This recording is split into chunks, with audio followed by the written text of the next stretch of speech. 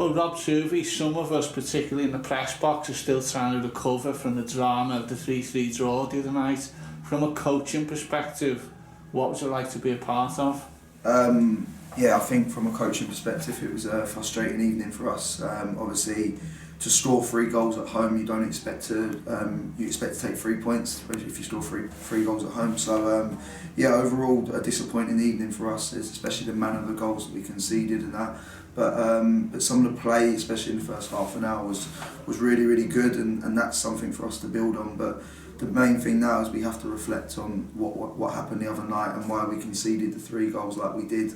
Because yeah, I didn't really see that coming, if I'm honest. But to concede from set plays on the night was really, really frustrating, and something that I know Andy and all the lads and all us coaches are really reflecting on.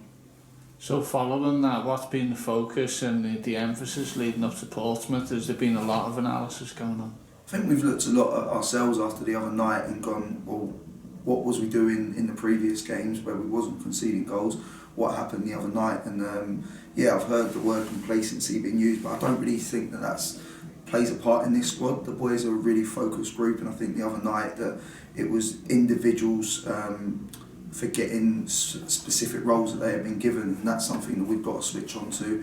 And it's really important as a collective we all sort of look at ourselves first and foremost. There's no finger pointing in this squad. There's no this whole group, and that they're reflective and they want to come together. So it's really important that we come together today in our meeting and we look at ourselves first and foremost before we look at the opposition. In terms of the coaching staff and the people behind the scenes, though, the focus is very much on moving forward and not looking back in history and things like that. So what a challenge we've got coming up on Saturday against a team who are chasing the playoffs. Yeah, obviously they've gone through a change of management, and they're still pushing for the playoffs. But we've got our own focus and we've got our own goals that we want to do, and obviously we need what we need to secure survival, but ultimately we want to try and put a marker down for next season at the same time. So we go into every game wanting 3 points, and we want to put a marker down moving into next season and making sure that we're not in this situation anymore, and we start looking up the table and we start achieving greater things for this football club. A few weeks ago people would have said that 50 points would have been well enough for survival. I guess that sums up just the momentum down there that so many teams have gathered over the last few weeks. Yeah, I think credit to the other sides as well, because they put runs together, but obviously we just look at ourselves really, and there's games that we've gone into and we've dominated games of football still, and I think that's the biggest thing. I think that our performance level has been consistent throughout, and obviously we're now going into it with 6 unbeaten, and we want to carry that on. We want to go to the end of the season unbeaten if we can, and we want to take that momentum into next season. So I think that although it's credit to the other teams, I've never really looked at it as a points total. It's just what we can do and how we go into every game trying to make sure that we get them 3 points. Post-match interview with Joe Pickett the other night as well, and even though he'd scored in virtually the last kick, he said about the defending and how he took some of the responsibility. How good is that to hear?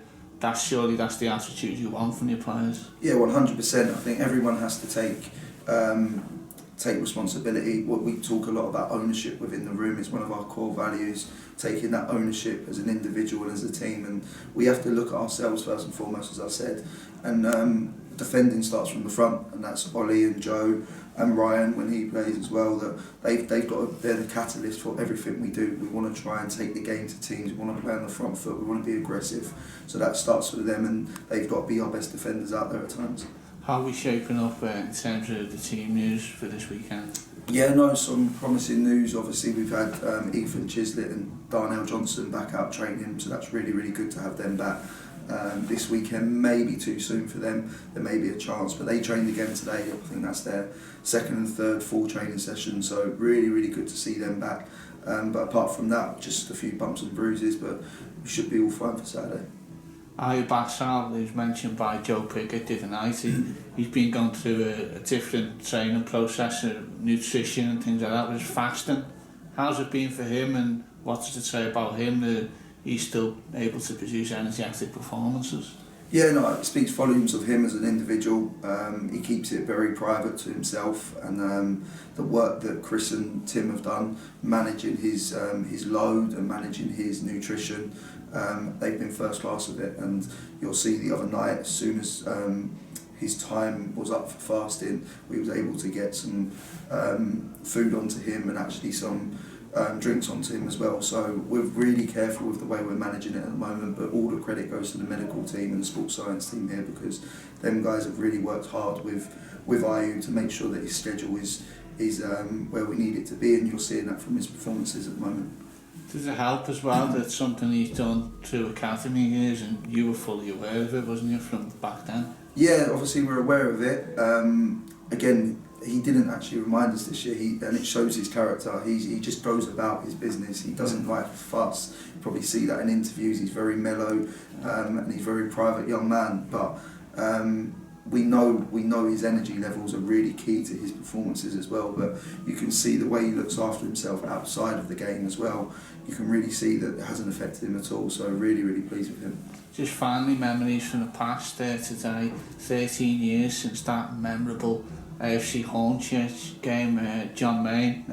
I don't think you remember it that well, but you were going to games back in those days, wasn't you? A great season that was. Yeah, I can't believe it was 13 years ago. I remember the final against Staines really, really well. And obviously I remember the goal that Mainey scored that night. I think he picked it up from the halfway line. Has beat 3 or 4-0, but it's great, and obviously it sent us on our way to getting up the leagues and that, and Terry done a great job obviously in the following couple of seasons getting us into the Football League. And yeah, and obviously it's nice to look back, but we're here now and we want to try and create our own memories now. And I think that this season, although that hopefully we can secure survival at the weekend, I think that we don't want to dwell on that too long. We want to start looking up. We want to start getting them celebrations back and celebrating promotions in the future, rather than keep looking over our shoulder and celebrating staying up. So hopefully there's many more nights where we can start celebrating promotions like we did that season, rather than celebrating survivals. But you still pinch yourself a little bit when people like Terry Brown come down and see you, because you're on the terraces back in those days. It is. No, it's nice to see Terry from now and then, and he's always welcome down there, and he's a massive part of his football club. And it is a pinch me moment, but something I'm very proud of as well. Okay, thanks for joining us, Rob. Cheers, guys.